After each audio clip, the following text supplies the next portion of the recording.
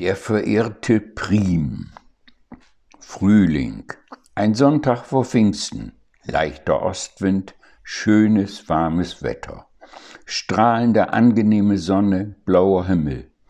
Die Wiesen und die Weidenbüsche am Ufer der Lesum sind grün und auf der Weide vor der Fährhütte sind die vor 4 Wochen geborenen Lämmer schon am Herumtollen.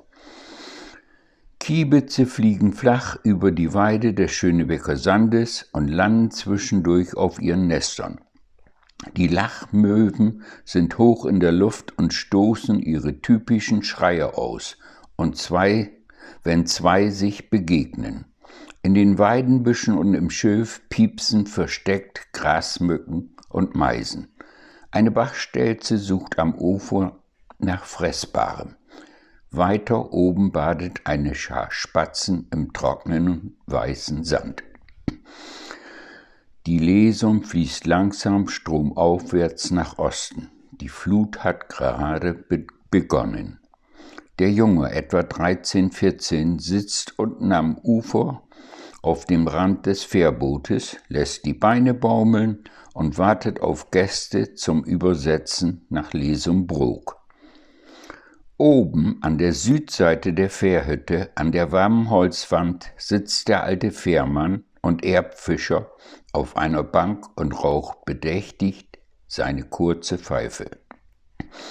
Doch dann hört man Fahrradgeräusche von der Straße her.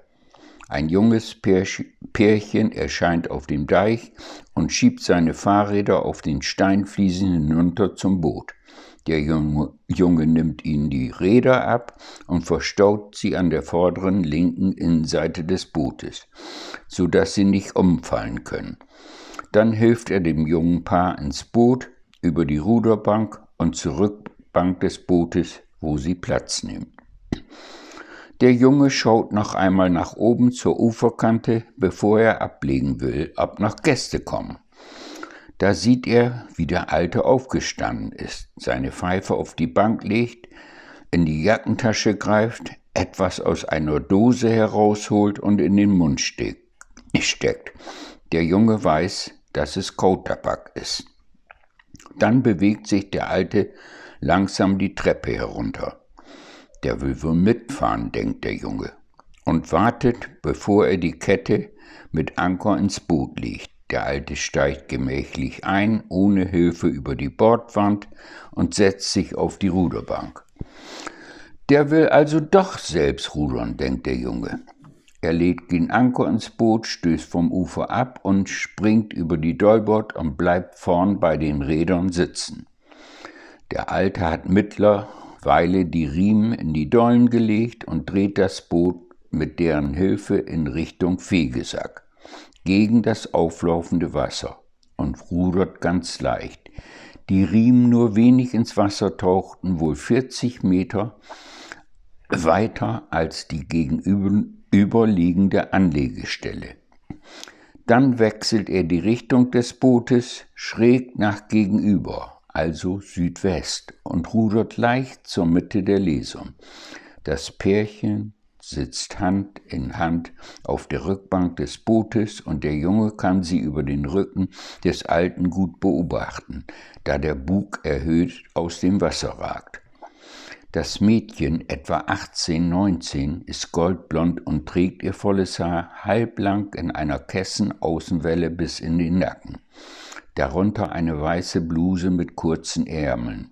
Über der Bluse ein ärmelloses rotes Jäckchen, das jetzt vorn nicht zugeknöpft ist. Dann einen weiten Rock, der eben bis über die Knie geht. Der Rock ist weiß und dicht mit rosaroten Blüten bedeckt.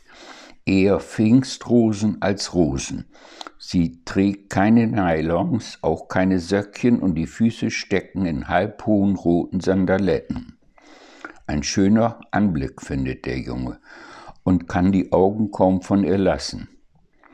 Der junge Mann wird aber von ihm so nebenbei auch bemerkt. Dunkelhaarig, weißes Hemd, dessen Ärmel zweimal umgeschlagen sind, über die Schultern einen dunklen Pullover gelegt, dessen Ärmel vorn auf der Brust einmal geknotet sind, schwarze Hose mit Bügelfalte natürlich und richtige schwarze Schuhe, keine Turnschuhe wie heute.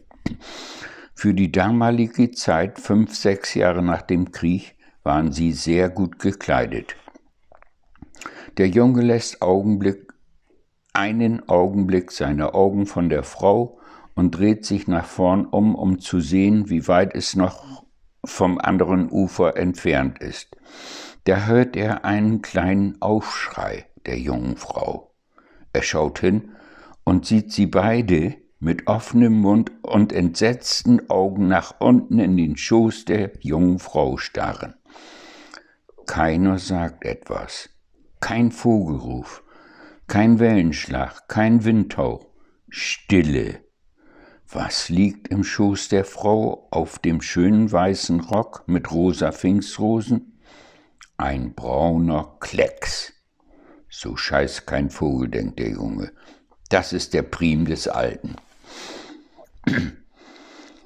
Aber der spuckt den doch immer rechts und links der Dollbord aus, je nachdem, woher der Wind kommt.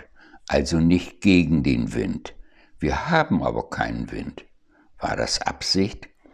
Das Gesicht des Alten kann der Junge nicht sehen. Grinst der etwa?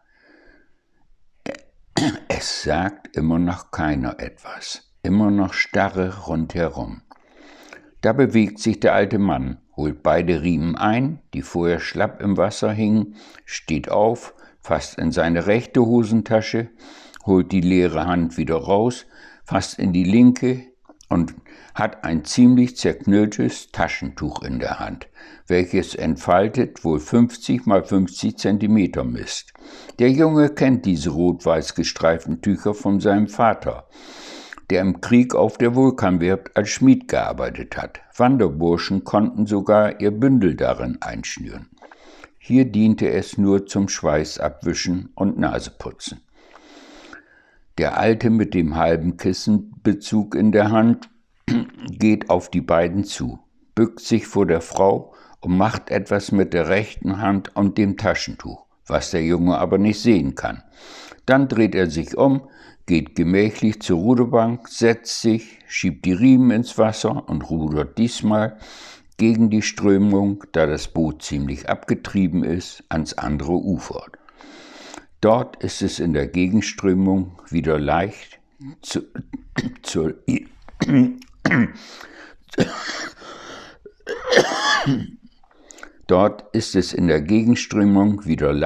zur jenseitigen Anlegestelle zu kommen.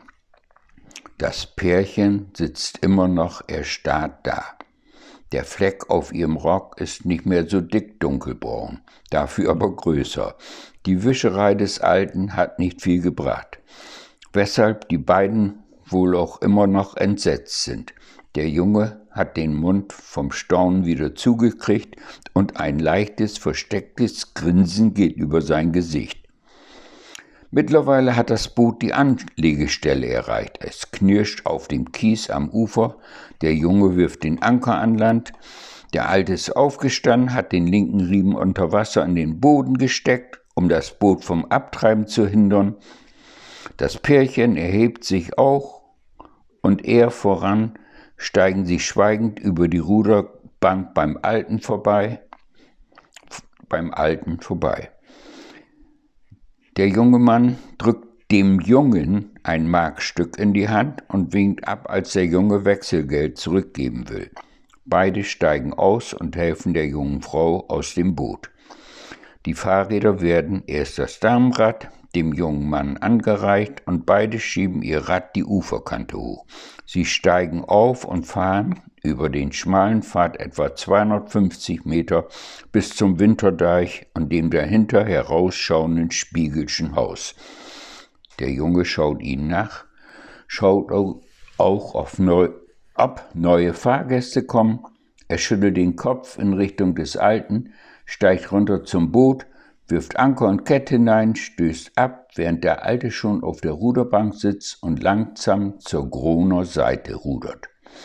Dort angekommen geht alles seinen gewohnten Gang. Boot anlegen und festmachen, Der Junge will dem Alten das Fährgeld reichen, der winkt aber ab und geht nach oben zur Bank vor seine Hütte. Er setzt sich, nimmt die Pfeife von der Bank, stopft sie kurz nach, zündet sie an und zieht daran. Ein paar Rauchwolken entstehen. Der Alte starrt wieder gedankenverloren auf Wiesen und Wasser.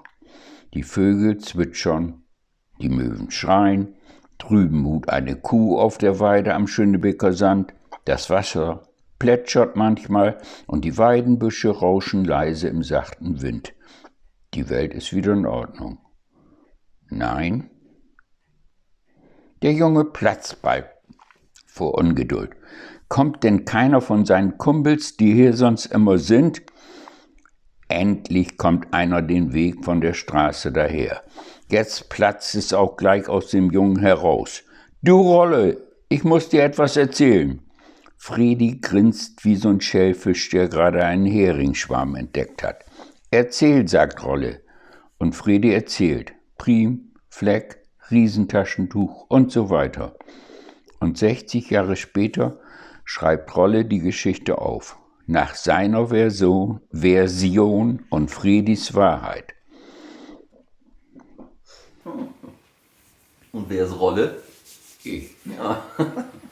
Er wird immer Rolle zu mir. Die finde ich richtig, wo ich die abgetippt habe ich gedacht, dass du die mit irgendeinem Schriftsteller geschrieben hast, weil da alles so genau beschrieben ist. Ich habe das, also ich kann dann einen Film zudrehen. Das Dings ist, ja, da kann man auch, ja, kann man zu drehen. Ich habe genau die Bilder. Es ist, Fredi hat mir das erzählt. Ich habe das so im Hinterkopf gehabt und habe bei dieser Geschichte dran gedacht, ich habe ja auch rübergerudert. Ich bin ja nicht ich bin ja nur der das aufgeschrieben hat. Aber ich habe so ein Pärchen rübergerudert und da war kein Prim.